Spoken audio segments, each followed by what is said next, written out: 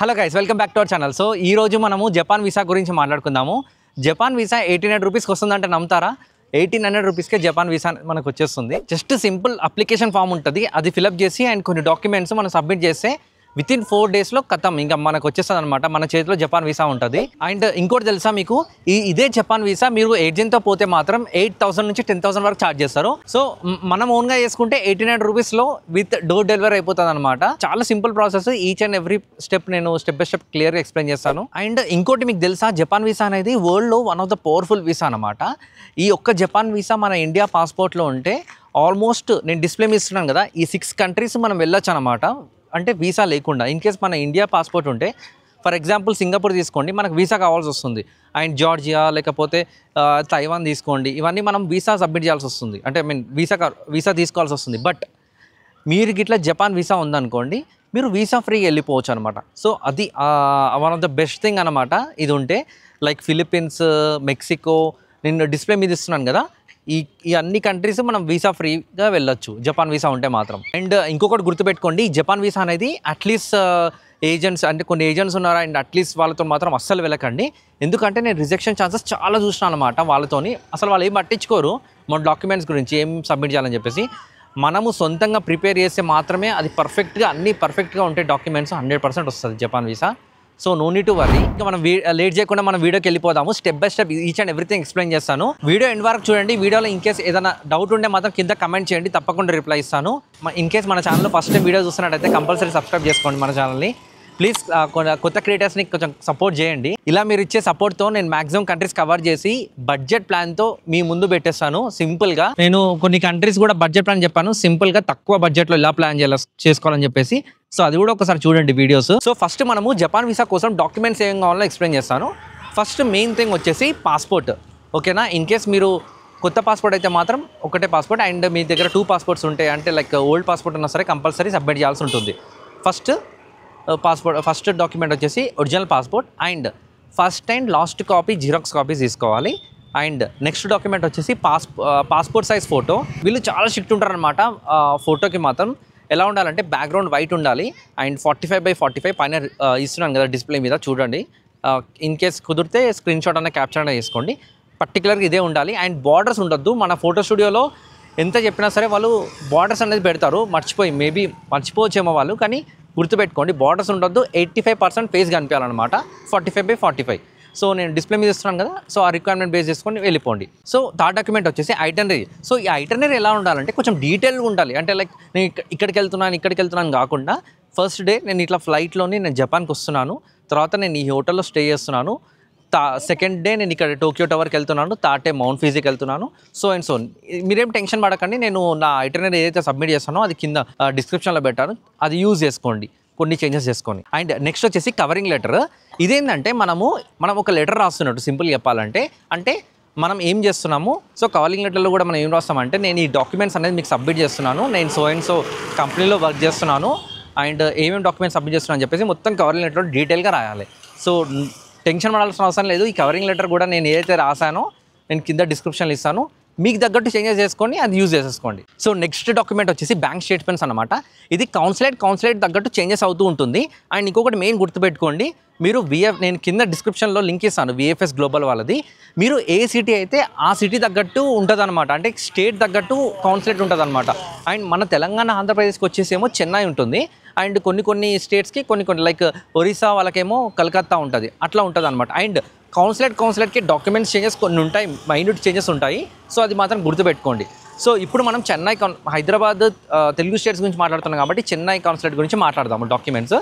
So Chennai consulate గురించి 6 months bank statement కావాలి. And bank statements కూడా జస్ట్ ప్రింట్అవుట్ తీసుకోవడం కాదు, బ్యాంక్కి వెళ్ళేసి సైన్డ్ అండ్ సీల్డ్ వాళ్ళతో సైన్ పెట్టించుకొని స్టాంప్ పెట్టించుకోండి. ఎవరు బ్యాంక్లో వెళ్ళి వీసా కోసం అంటే వాళ్ళు పెట్టేస్తారు, నాట్ ఏ ప్రాబ్లం. 6 months తీసుకెళ్ళండి, చాలా బెటర్.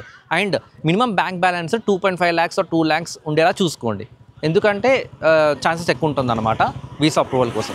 అండ్ నెక్స్ట్ డాక్యుమెంట్ వచ్చేసి ITR. So last 3 years ITR తీసుకెళ్ళండి. ప్రతి ఒక్కటి జిరాక్స్ కలర్ ఏం అవసరం లేదు, బ్లాక్ అండ్ వైట్ తీసుకున్నా సరిపోతుంది. నెక్స్ట్ డాక్యుమెంట్ వచ్చేసి ఫ్లైట్ బుకింగ్స్ అనమాట. ఇన్ కేస్ వీసా రిజెక్షన్ అయిందనుకోండి, చాలా మనీ వేస్ట్ అవ్వాల్సి వస్తుంది. అందుకనే దానికోసం సపరేట్గా ఒక వెబ్సైట్స్ ఉంటుంది, డమ్మీ టికెట్స్ యూజ్ చేసుకోండి. నేను దానికి సంబంధించిన లింక్ కింద డిస్క్రిప్షన్లో ఇస్తాను చూడండి. అది అప్రాక్సిమేట్లీ 600 రూపీస్ ఉంటుంది. మన 2 and 4 టికెట్స్ వస్తాయి. అది కన్ఫర్మ్ టికెట్ అనమాట. అంటే మీకు ఆ పిఎన్ఆర్ నెంబర్ సెర్చ్ చేస్తే మీకు టికెట్ వస్తుంది ఆన్లైన్లో. సో అది ఓన్లీ 7 days వ్యాలిడిటీ ఉంటుంది. మీరు ఇదేం చేస్తారంటే డమ్మీ టికెట్స్ అనేది మీరు నెక్స్ట్ డే అపాయింట్మెంట్ ఉంటుందో ముందు రోజు తీసుకోండి, చాలా బెటర్. అండ్ నెక్స్ట్ వచ్చేసి హోటల్ బుకింగ్స్. ఈ హోటల్ బుకింగ్స్ ఎలా ఉండాలంటే ఇప్పుడు మనం టోక్యోలో సింజుకు అని పెట్టామనుకోండి, ఒక ఎగ్జాంపుల్ చెప్తున్నాను, సింజుకు ఆర్ సిజుబు అనే ఏరియాలో నేను ఉంటున్నాను అనుకోండి, మీరు ఆ టోక్యో సిటీలోనే హోటల్ బుకింగ్ చేసుకోండి. booking.com బుక్ చేసుకోండి, చాలా బెటర్. ఫ్రీ క్యాన్సిలేషన్ ఉంటుంది, అంటే మనం ఎటువంటి మనీ పే చేయాల్సిన అవసరం లేదనమాట. Just credit card details ఇవ్వాలంతే.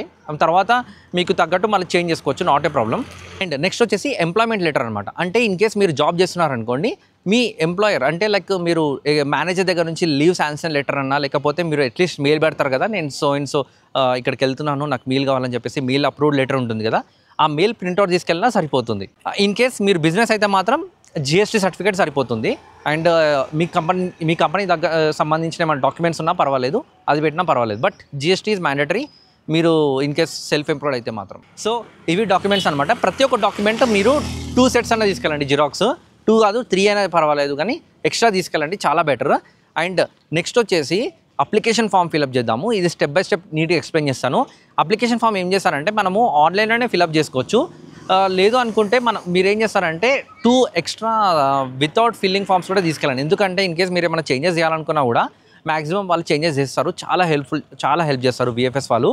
In case చాలా మేజర్ మిస్టేక్స్ ఉంటే మాత్రం మీరు అక్కడ ఎంటీ అప్లికేషన్ ఫామ్ తీసుకెళ్తారు కాబట్టి అప్పుడప్పుడే ఫిల్అప్ చేసుకోవచ్చు, చాలా సింపుల్గా అయిపోతుంది. సో మనం ప్రాసెస్ చూద్దాము. ప్రాసెస్ ఏం చేస్తారంటే, సో గూగుల్ ఓపెన్ చేసినాక ఫస్ట్ జపాన్ వీసా అప్లికేషన్ కొట్టండి, విఎఫ్ఎస్ గ్లోబల్ వెబ్సైట్ వస్తుంది.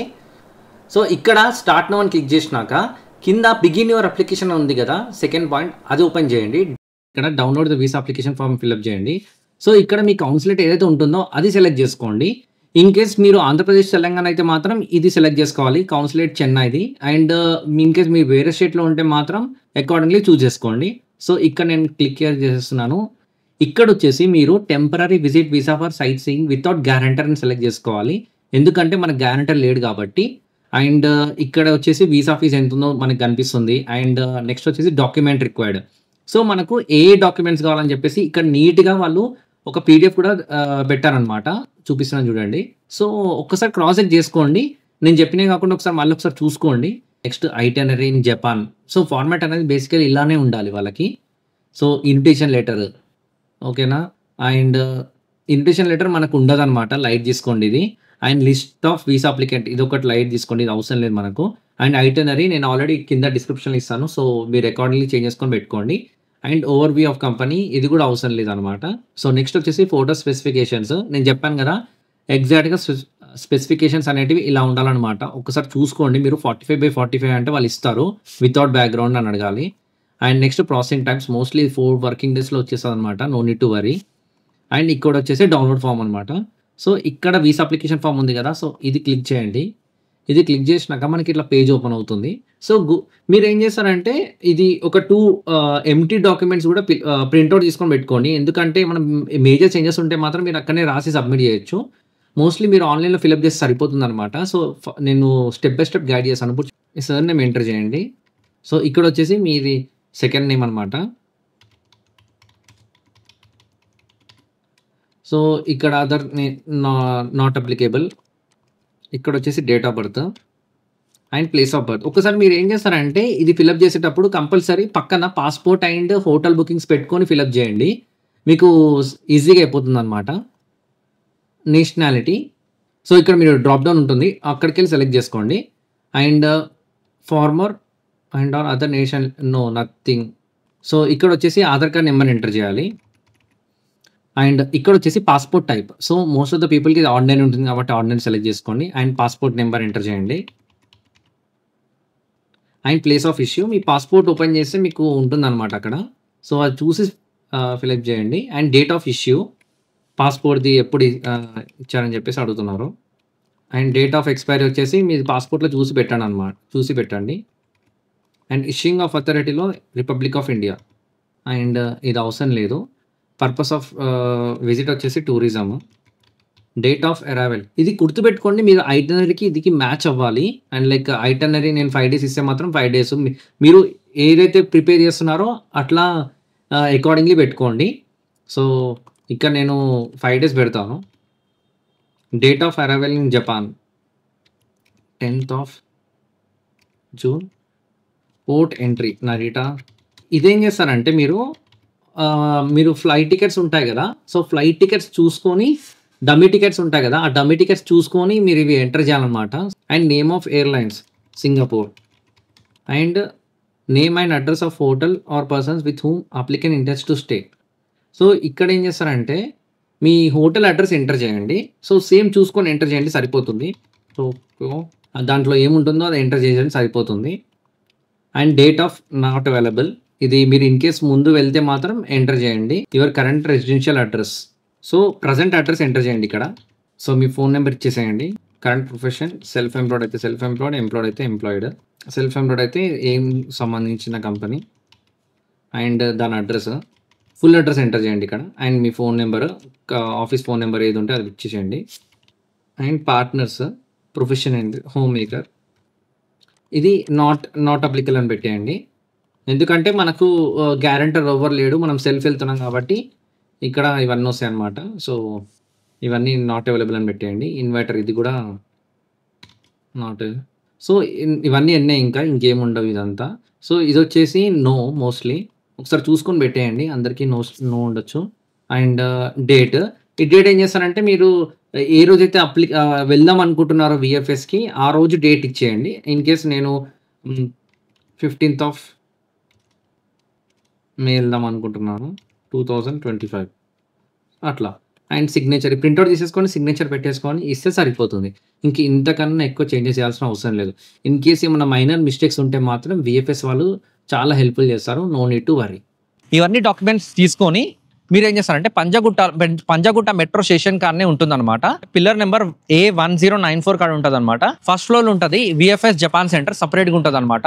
ఇది అపాయింట్మెంట్ ఏం అవసరం లేదు, direct walk-in. And public holidays ఒకసారి చూసుకొని వెళ్ళండి. దీని టైమింగ్స్ వచ్చేసి మార్నింగ్ 8 o'clock నుంచి ఆఫ్టర్నూన్ 3 PM వరకే. బట్ నా సజెషన్ ఏంటంటే మీరు మార్నింగ్ ఎర్లీ అవర్స్లో వెళ్ళిపోండి, చాలా ఫాస్ట్గా అయిపోతుంది ప్రాసెస్. జస్ట్ ఒక 30 minutes అయిపోతుంది అనమాట. 9 o'clock వెళ్ళండి, చాలా బెటర్. సో మనము ప్రైస్ బ్రేకప్ చూద్దాము. దీని ప్రైస్ బ్రేకప్ వచ్చేసి ఎలా ఉంటుందంటే యాక్చువల్లీ వీసా కాస్ట్ మాత్రం 450 rupees మాత్రమే. అండ్ విఎఫ్ఎస్ ఛార్జెస్ వచ్చేసి 800 rupees. కొరియర్ ఛార్జెస్ వచ్చేసి 550 డెలివరీ ఛార్జెస్ అనమాట. ఇది మన ఇంటికి వచ్చేస్తుంది. పంజాగుట్ట మెట్రో స్టేషన్ మాత్రం మీకు దగ్గరనే ఉంటే మాత్రం మీరు స్కిప్ చేయండి. ఇది 550 rupees మీరు సేవ్ చేసుకోవచ్చు. ఫైనల్ ప్రైస్ వచ్చేసి 1800 rupees ఉంటుంది. And dummy tickets extra 600 rupees ఉంటుంది. ఇదంతా ప్రాసెస్ అయిపోయినాక మనం డాక్యుమెంట్ సబ్మిట్ చేసినాక మనకు ఒక ట్రాకింగ్ నెంబర్ ఇస్తారనమాట. ఆ ట్రాకింగ్ నెంబర్ తీసుకొని మనం ట్రాక్ కూడా చేసుకోవచ్చు. నేనైతే యాక్చువల్లీ చెప్పాలంటే నాకు సబ్మిట్ చేసిన నెక్స్ట్ డే చెన్నైకి పంపించారు, చెన్నై ఎంబసీకి పంపించారనమాట. పంపించాక నాకు అక్కడ 4 working daysలో మళ్ళీ నాకు నా చేతిలో వీసా వచ్చేసింది. చాలా ఫాస్ట్గా అయిపోతుంది ప్రాసెస్, మాత్రం టెన్షన్ పడాల్సిన అవసరం లేదు. బట్ మీరు మాత్రం ఐటర్నీ అనేది ఒక 20 days తర్వాత పెట్టుకోండి, చాలా బెటర్. అండ్ ఇంకొకటి, మనకు ట్రాకింగ్ చేసిన తర్వాత కూడా మనకు తెలియదు వీసా వస్తుందో లేదని చెప్పేసి. పాస్పోర్ట్ డెలివరీ అయిన తర్వాతనే మనకు తెలుస్తుంది అనమాట వీసా వచ్చిందో లేదో. స్టిక్కర్ వీసా ఇది. అండ్ ఫస్ట్ టైం అప్లై చేస్తే మాత్రం మీకు 15 days లైక్ 3 months ఇస్తారు. ఆ 3 monthsలో మనం 15 days వరకు ఉండొచ్చు అనమాట. సింగిల్ ఎంట్రీ ఉంటుంది. సో ఇది జపాన్ వీసా సంబంధించిన ఇన్ఫర్మేషన్, ఎవ్రీథింగ్ కవర్ చేసిన. కేసు మీకు ఏదైనా డౌట్ ఉంటే మాత్రం కింద కమెంట్ చేయండి, తప్పకుండా రిప్లై ఇస్తాను. ఏ డౌట్ ఉన్నా సరే జపాన్ వీసా సంబంధించింది. మోస్ట్ ప్రాబ్లీ మీరు ఈ వీడియో చూసే టైంకి నేను జపాన్లో ఉంటాను. జపాన్ సంబంధించిన అప్డేట్స్ కోసం మీరు నా ఇన్స్టాగ్రామ్లో ఫాలో అవ్వండి. నేను మోస్ట్లీ అక్కడ షేర్ చేస్తూ ఉంటాను అనమాట. ఇన్ కేస్ మీకు ఈ వీడియో యూస్ఫుల్ అనిపిస్తే లైక్ చేయండి, సబ్స్క్రైబ్ చేయకపోవడం మాత్రం మర్చిపోకండి. మళ్ళీ కలుద్దాం నెక్స్ట్ వీడియోలో. అందరికీ టాటా, బై బై.